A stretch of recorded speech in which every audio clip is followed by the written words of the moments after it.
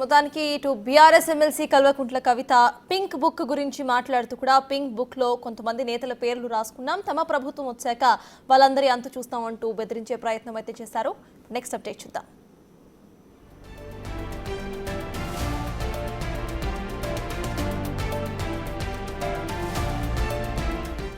Right, breaking news. ప్రధానమంత్రి మోదీ అమరావతి పర్యటన ఖరారైంది. వచ్చే నెల 2న అమరావతికి రాబోతున్నారు పీఎం. ఇక రాజధాని పునర్నిర్మాణ పనుల్లో మోదీ కూడా పాల్గొంటారు. 3 ఏళ్లలో శాశ్వత సచివాలయం, అసెంబ్లీ, హైకోర్టు, రహదారులు పూర్తి చేయాలన్న సీఎం చంద్రబాబు అధికారులని ఆదేశించారు.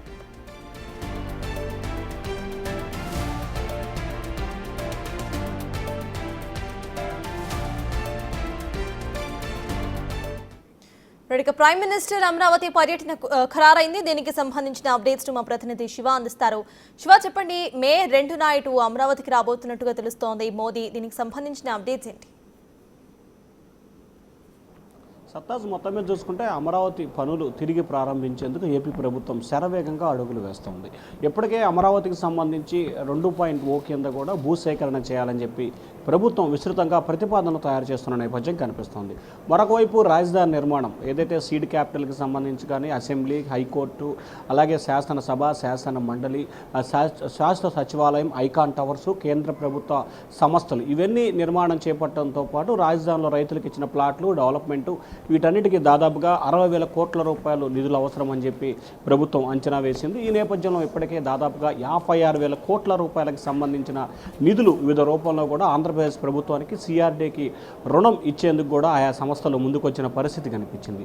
ఈ నేపథ్యంలోనే ఇప్పటికే కేంద్ర ప్రభుత్వం ఒప్పందం చేసుకున్న దాంట్లో భాగంగా ఇదైతే 11th ఫైనాన్స్ నుంచి కావచ్చు, అలాగే ఏసీబీ బ్యాంక్ నుంచి ఇట్లా దాదాపుగా ఇప్పటికే 1,000 కోట్ల రూపాయల పైగా నిధులు కేంద్ర ప్రభుత్వం నుంచి రాష్ట్ర ప్రభుత్వం సిఆర్డీఏ ఖాతాలో జమ అయినాయి. ఈ నేపథ్యంలో అమరావతి పనులు వేగవంతం చేయాలి. దాదాపుగా 2 నుంచి 3 సంవత్సరాల వ్యవధిలోనే హైకోర్టు, శాశ్వత సచివాలయం, శాశ్వత రోడ్లు నిర్మాణం చేపట్టాలని చెప్పి సీఎం చంద్రబాబు అధికారులకి దిశానిర్దేశం చేశారు. ఈ నేపథ్యంలో వాస్తవానికి ప్రధాని నరేంద్ర మోడీ పర్యటన ఈ నెల 15 నుంచి 25 లోపు ఉంటుందని చెప్పి ముందుగా భావించారు. కానీ మారిన సమీకరణాలు, అలాగే అభివృద్ధి నేపథ్యంలో, అలాగే కొన్ని సెంటిమెంట్గా వ్యవహరించాలని చెప్పి కూడా ప్రభుత్వం భావిస్తున్న నేపథ్యంలో మే 2వ తేదీన ప్రధానమంత్రి నరేంద్ర మోడీ రాబోతున్నారు. ఇటీవల ఏదైతే శాసనసభ, శాసన మండలి అంటే సెక్రటరీ బ్యాక్ సైడ్లో P4 కార్యక్రమాన్ని నిర్వహించారు. అదే ప్రాంతంలో కూడా ప్రధానమంత్రి నరేంద్ర మోడీ పర్యటనకు సంబంధించిన ఏర్పాట్లను చేయాలని చెప్పి ప్రభుత్వం భావిస్తూ ఉంది. ఈ నేపథ్యంలోనే కొద్దిసేపు క్రితమే ముఖ్యమంత్రి అధ్యక్షత జరిగిన ఏపీ కేబినెట్ భేటీలో ఈ అంశాన్ని చంద్రబాబు స్వయంగా మంత్రులకి చెప్పినట్టు తెలుస్తూ ఉంది.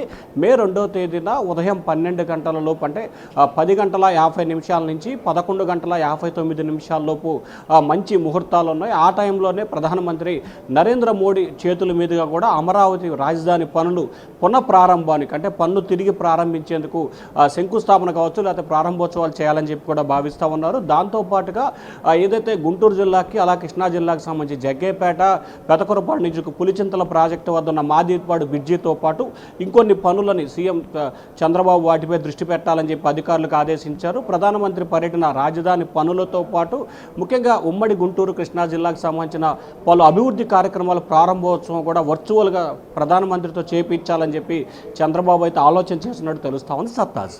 Right, thank you Shiva.